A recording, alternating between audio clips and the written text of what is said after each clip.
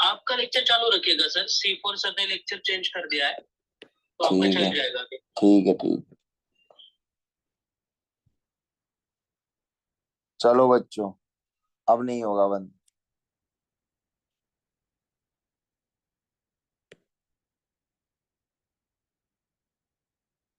चलो भाई, समझ आ गया? अरे समझ आ रहा है? कहाँ तक सुन लिया था? सर ये एनसीईआरटी पहला तक H2O2 से याद हो। बेरियम परऑक्साइड को H2SO4 के साथ ट्रीट करते हैं तो H2O2 मिलता है। ठीक है। दूसरा ये देख रहे थे हम क्या, कि इलेक्ट्रोलाइसिस कर रहे थे H2SO4 का, तो आपको मिलता है H प्लस और HSO4 माइनस आयन। अब यहाँ से बच्चों फिर वही कहानी, कैटायन और एनायन मिला तो C से कैटायन C से कैथोड पे जाएगा, A से एनायन एनोड पे जाएगा, इसका रिडक्शन हो जाएगा, यहाँ पर ऑक्सीडेशन हो जाता है। तो बेसिकली HSO4 माइनस का क्या हो रहा है बच्चों, यहाँ पर ऑक्सीडेशन। ऑक्सीडेशन का प्रोडक्ट होता है H2H2O8, पर oxo disulphuric acid, marshals acid. सुना आपने H2H2O8? याद आ रहा है? हाँ, केमिकल बॉन्डिंग में। Yes sir. हाँ, पर ऑक्सी लिंकेज होता है जिसमें एस ऐसा। तो बेसिकली वो peroxy linkages are highly unstable बच्चों, ऐसे याद रखिएगा। ऑक्सीजन ऑक्सीजन सिंगल बॉन्ड नहीं बनाता, डबल बॉन्ड बनाने की कोशिश करता है। तो एक्चुअली H2H2O8 फर्दर टूट जाता है H2SO4 और H2SO5 में। फिर ये H2SO5 सुना है आप लोगों ने, कैरोज एसिड, याद आ रहा है? उसमें भी पर ऑक्सी लिंकेज है ऐसा। तो again that will dissociates into H2SO4 plus H2O2। तो इस तरीके से H2O2 की प्रिपरेशन होती है दूसरे तरीके से। तीसरा तरीका कौन सा दे रखा है एनसीईआरटी से, एक बार आपको दिखा देता हूं। तीसरा तरीका दे रखा है यहाँ पर,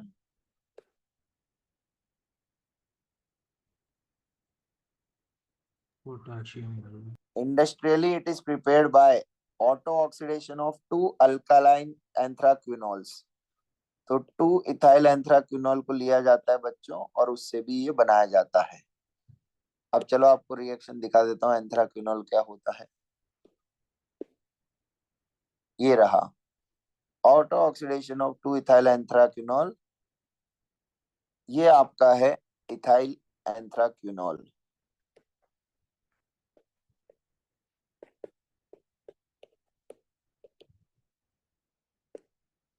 जिससे आपका H2O2 का प्रिपरेशन होता है और जो प्रोडक्ट मिलता है इसका नाम होता है बच्चों इथाइल एंथ्राक्विनोन।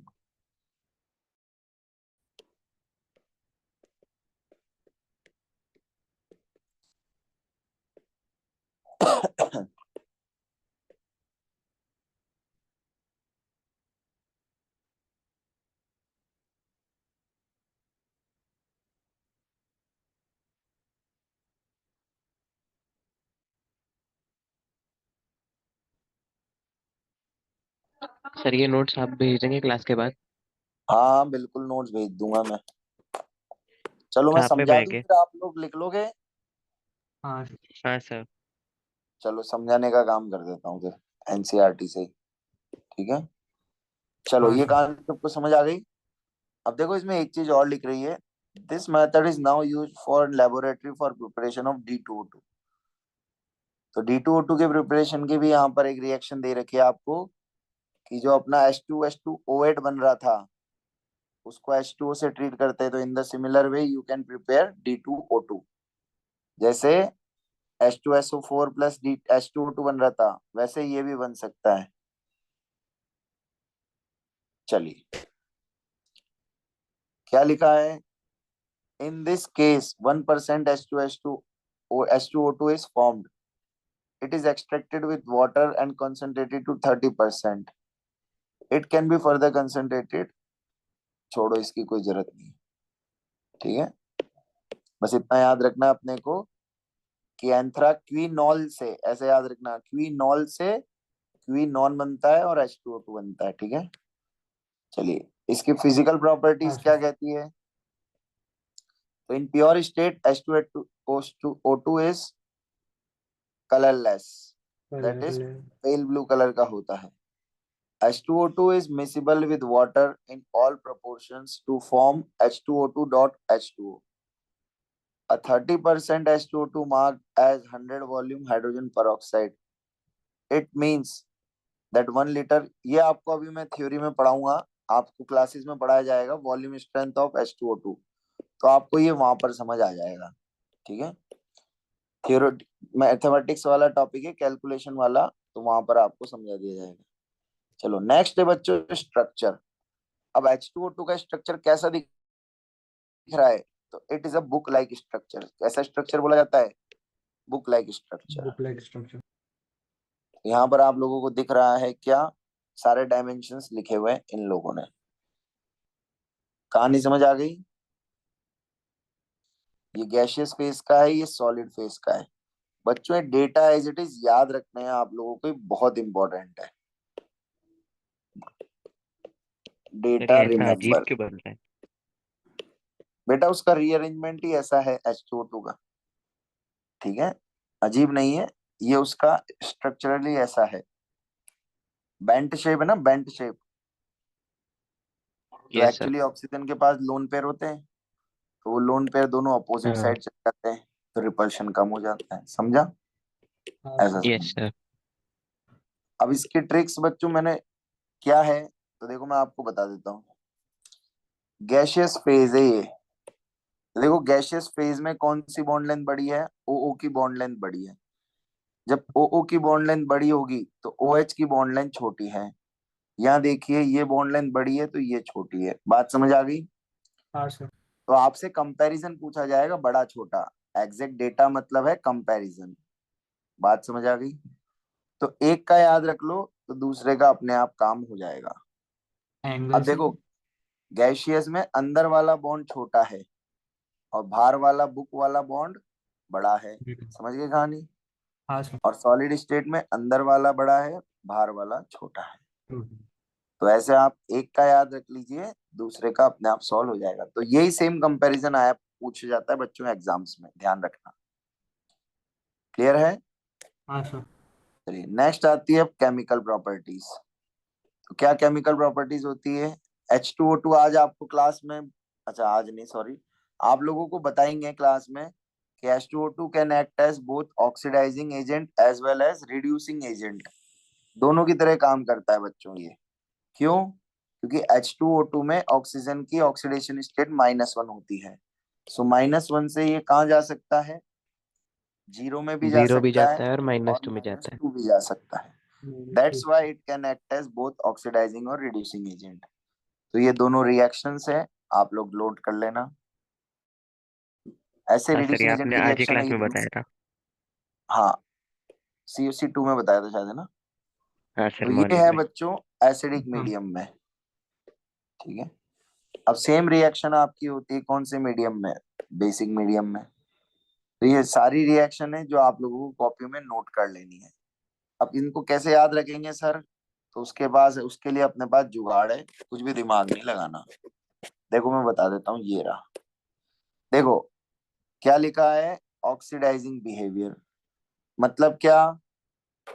H2O2 क्या कर रहा है सामने वाले का बच्चों? ऑक्सीडेशन कर रहा है। क्या कर रहा है? तो ऑक्सीडेशन। भाई साहब इधर कोई सा भी आयन दे दे, इधर कौन सा मिलेगा? हायर ऑक्सीडेशन स्टेट ही मिलेगा, हाँ या ना?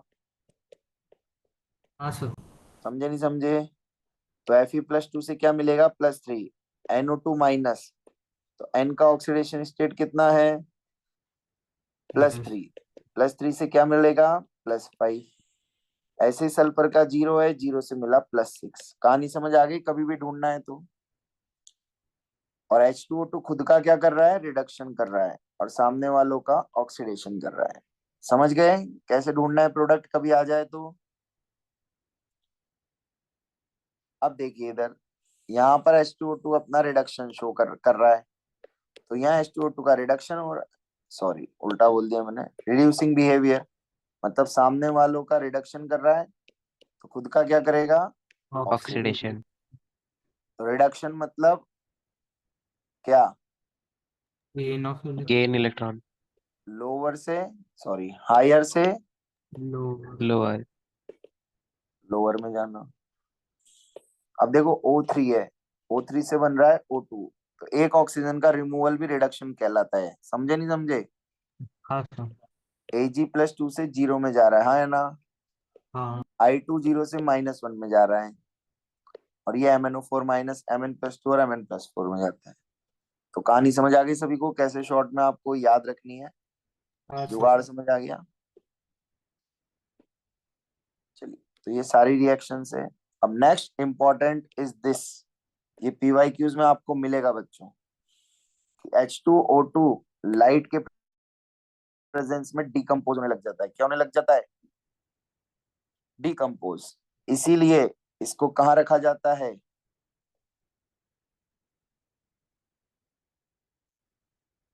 बोलो। Urea can be added as stabiliser, तो it is therefore stored in wax lined plastic vessels in dark, जिसमें वैक्स की लाइन या प्लास्टिक वेसल्स होते हैं, डार्क में रखा जाता है, और यूरिया ऐड करा जाता है, जिससे वो क्या नहीं हो, फर्दर डिसोसिएट नहीं होता है। समझ गए कहानी? हाँ sir It is kept away from the dust because dust can induce explosive decomposition of the compound. तो मुद्दे की बात है, यहाँ पर आपको क्या याद रखना है? यूरिया। क्या याद रखना है? यूरिया स्टेबलाइजर की तरह काम करता है। तो ये चीज पूछी गई है PYQs में। तो ये बोल रहा है, in presence of metal surface और traces of alkali the above reaction is catalysed. तो भाई साहब, रिएक्शन इज कैटलाइज्ड मतलब, बोलो, इन कंडीशन से तो डिकम्पोजिशन होता है, और डिकम्पोजिशन बचाना है तो क्या ऐड कर दूं इसमें? यूरिया। क्या ऐड करना है?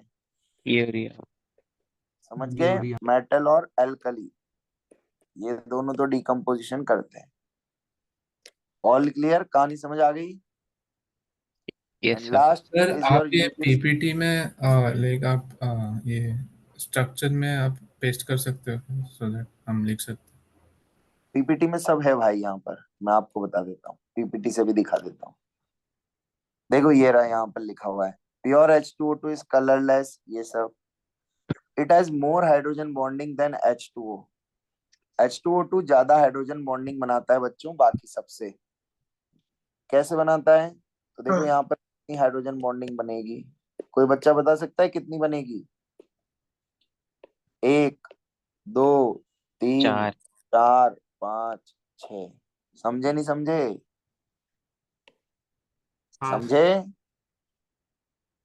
चलिए, हाँ order sir of melting point, ये डेटा बेस्ड बच्चों, ये याद रखना, डेटा डायरेक्ट क्वेश्चंस आते हैं। अब देखो ये लिखा हुआ है, H2O2 easily decomposes in presence of light and temperature, so H2O2 kept in dark and bottle. Small amount of inhibitors like ROH, glycerol, acetones are added. यहीं पर मैं आपके वो भी लिख देता हूँ, क्या इनहिबिटर और क्या होता है? यूरिया। यूरिया हाँ या ना?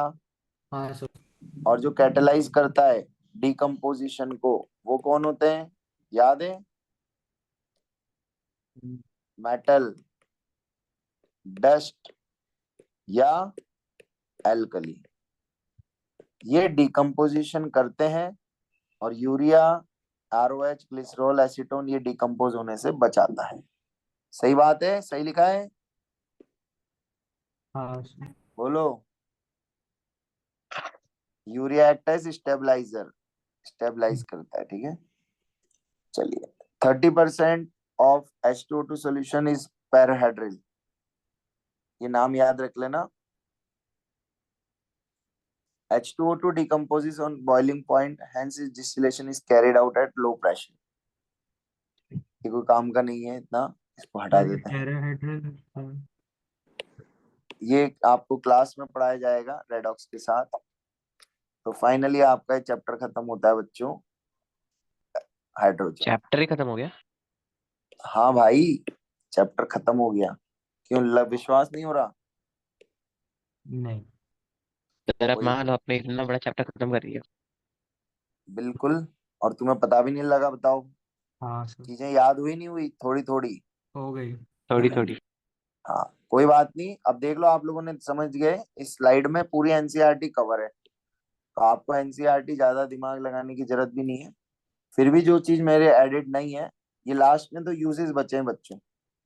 डाईहाइड्रोजन एज अ फ्यूल, तो उसको अपने को कोई जरूरत नहीं है पढ़ने की, कोई नहीं पूछ रहा तुमसे। क्लियर है? तो H2O2 तक आपका पूरा सिलेबस खत्म हो जाता है भाई। अब किसी को डाउट है तो पूछ लीजिए, या कुछ और चीज में दिक्कत है, कुछ भी क्वेरी है तो पूछ लो, वरना क्लास खत्म कर देते हैं। बोलो। सर हाँ हेलो बोलिए। सर, रेडॉक्स में 3 रिएक्टेंट्स वाली रिएक्शन ऑक्सीडेशन स्टेट से कैसी करनी है, वो एक बार बता दोगे?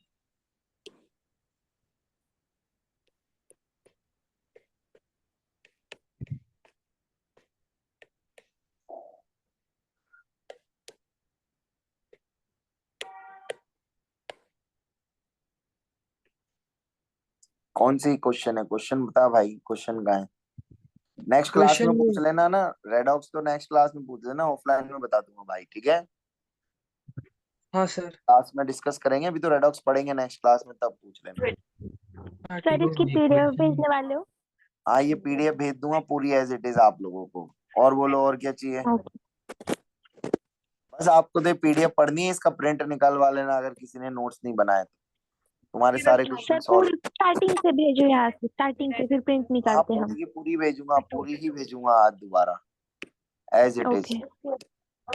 सर हाँ हाँ रेडॉक्स चलो। रिएक्शन सर केमिकल लोचा पे भेजोगे? बता दो। हाँ ठीक है, चलो किसी को सर और। मुझे नोट्स में थोड़ा डाउट था, वो बॉन्ड पैरामीटर में आपने ये कवर किया था, तो क्या चीज? वो आपने इम्पोर्टेंट ऑर्डर्स लिखवाए थे, तो उसमें हाँ मतलब H2O is greater than HF is greater than NH3, तो मतलब ये किसका ऑर्डर है? भाई वो हाइड्रोजन बॉन्डिंग का ऑर्डर लिखवाया था मैंने, बॉन्ड पैरामीटर में नहीं लिखवाया, एक बार ध्यान से देख। हाँ नहीं, मतलब उसके बाद, मतलब वो लेक्चर में आपने वो बॉन्ड पैरामीटर से स्टार्ट किया था, तो उसके नोट्स में है। यार अब पता नहीं भाई, ऐसे तू पूछेगा तो अब ऐसे याद थोड़ी है मुझे कुछ भी, मतलब ऐसे याद नहीं आ रहा। अच्छा, दूसरे ऑर्डर्स भी बोलोगे? हाँ पोलैरिटी बता। बॉन्ड वाले क्या? हाँ sir, CH3Cl greater than CH3F greater than CH3Br। ये सब डायपोल मूवमेंट के ऑर्डर है भाई जो तू बोल रहा है। ठीक है। ठीक है, ये डेटा बेस्ड है, रट के रखना है। हाँ सर। सर सर एक बार हाँ बोलो।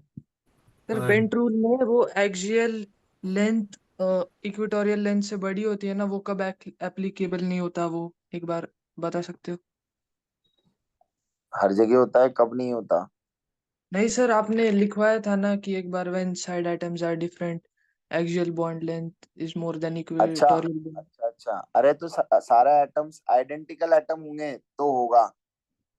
अब मान ले इक्वेटोरियल पे भी पीएफ बॉन्ड आ गया, कौन सा बॉन्ड आ गया? पीएफ। PF bond. तो वो चित्र की बात हो रही है, तो वो ऐसा चित्र है, PF3Cl2। तो भाई साहब जब ये बॉन्ड आ जाएगा ना, ये, तो ये इक्वेटोरियल बॉन्ड है, हाँ या ना? अब इसको हाँ सर। एक्स मान ले, इसको वाई मान ले, तो यहाँ पर एक्स ग्रेटर देन वाई होगा। यहाँ पर वो बॉन्ड रूल फेल हो जाएगा, बेंड्स रूल नहीं लगेगा यहाँ। यहाँ पर साइज से देखेंगे, किसका साइज बड़ा है, एफ या सीएल? सीएल का। तो सीएल का बड़ा है, इसलिए वो बॉन्ड लेंथ बड़ी हो जाएगी। क्लियर है? हाँ हाँ सर एक ठीक। बार रेडॉक्स रिएक्शन बैलेंस करने का बता दो। नहीं बताऊंगा, वो ऑफलाइन में रिवाइज कराऊंगा जब आपको पढ़ाऊंगा मैं। ओके और सर। जिसको जिसको देखना है वो वीडियो देख लो, उसमें बढ़िया से बैलेंसिंग आपको पढ़ा रखी है। Yes sir. और बोलो। हो गए सर। हो गए, खत्म करें फिर क्लास? हाँ सर। चलो भाइयों, तो करो बढ़िया, इसके PYQ भी भेज दूंगा, सॉल्व कर लेना तो आपको पता लग जाएगा कि कितना पढ़ने की जरूरत है, ज्यादा पढ़ने की जरूरत नहीं है। ठीक है, तो मुझे वो वाला स्लाइड समझ नहीं आया, ये जो एरोज जो थे उसमें। कौन से भाई? वो 3 3 एरोज जो थे और फिर बीच में से एक एरो नीचे जा रहा है, किसमें? वो आपके स्लाइड में ही। वो PCL वाला है। मतलब कुछ एरोज थे। अब भाई पता नहीं अब कौन सा एरो कह रहा है तू। अब स्लाइड भेजूंगा तो उसमें से पूछ लेना, ठीक है, देख के। ठीक है। वैसे समझ नहीं आ रहा बेटा तू कौन से कह रहा है, ठीक है। हाँ नहीं, मैं Sir, अभी could you also मतलब send the अभी postulates पॉइंट। of MOD? हाँ हाँ, मैं अभी भेज देता हूँ एमओटी के पोस्टुलेट सबको, ठीक है। Excuse me sir. Thank you, sir. हाँ जी बोलिए। सर एक PYQ में डाउट था, कौन सा पीवाईक्यू? वही केमिकल बॉन्डिंग वाला। 1 मिनट, मॉड्यूल में है सर। टेलीग्राम पे भेज दे भाई, बता दूंगा, ठीक है। सर एक डाउट था हाँ बोलो। सर, ये दो स्ट्रक्चर्स थे IF6- और ICl4-, सर। क्या बताऊं? तो सर वो मैंने स्ट्रक्चर जब देखा मैंने आपके वो सोल्यूशन के उसमें, तो सर मेरे को समझ रहा नहीं था कौन सा रूल फॉलो किया है उसको, क्योंकि जैसे IF6- जो था उसमें लोन पेयर भाई पहले ये इक्वेटोरियल। देखा कर, कुछ भी दिमाग मत लगा, सबसे पहले ये देख कि वो कहना क्या चाह रहा है। तो ये 6 हो गए, ये -4 लोन पेयर हो गए। तो भाई मेरे ये केस हो गया 6+1 का। चुपचाप से VSCPR के नोट्स खोलो और वहां पर सब दिख जाएगा तेरे को, समझ गया भाई? ओके ओके अगला सर, अब बता। ICl-4 बना सकता हूँ? हाँ बना के सब दे दूंगा, आगे की कहानी नहीं बताऊंगा। तेरे को समझ आ रहा है मैं कैसे डील करता हूँ क्वेश्चंस को? जी सर। समझ गया भाई? हाँ अरे सर, हाँ तू सर। देख रहा है ना मैं कैसे ट्रीट कर रहा हूँ? भाई अरे सर, वो शायद प्रिंटिंग में वो वैसा होगा, उसमें ये लोन पेयर्स जो थे वो एक्सियल उस पे बने थे। अरे सॉल्यूशन छोड़, ये सब हाँ नोट्स में है भाई, तेरे क्वेश्चंस हाँ नोट्स सर, में वही मेरे सारे को लगा रहेगा। मैं गलत बना रहा हूँ, तो हाँ, कोई इसलिए बात नहीं। यही अब बनाया था क्लियर? क्योंकि। हाँ हाँ सर, कोई डाउट नहीं। सर हाँ जी। टेलीग्राम पे भेजा है क्वेश्चन वो।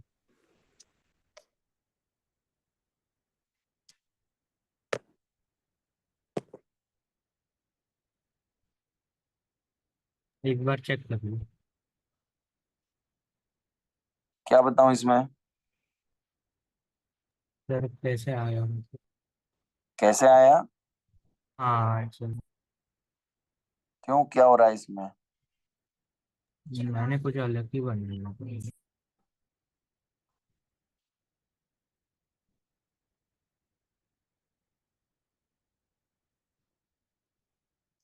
अरे 1π क्या होता है भाई? तू ही बता, 1π कुछ होता है क्या? बोल भाई। F2 में किसका एमओडी लगाएगा, ऑक्सीजन का या नाइट्रोजन वाला? ऑक्सीजन ऑक्सीजन वाला कौन सा दिख रहा है तेरे को, बता।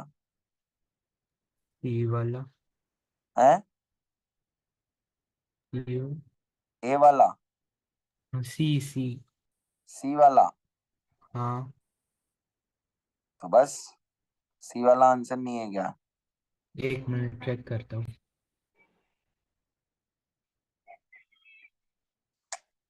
नहीं हाँ है वो सी आंसर है। हाँ सी सी वाला। वाला ही होगा।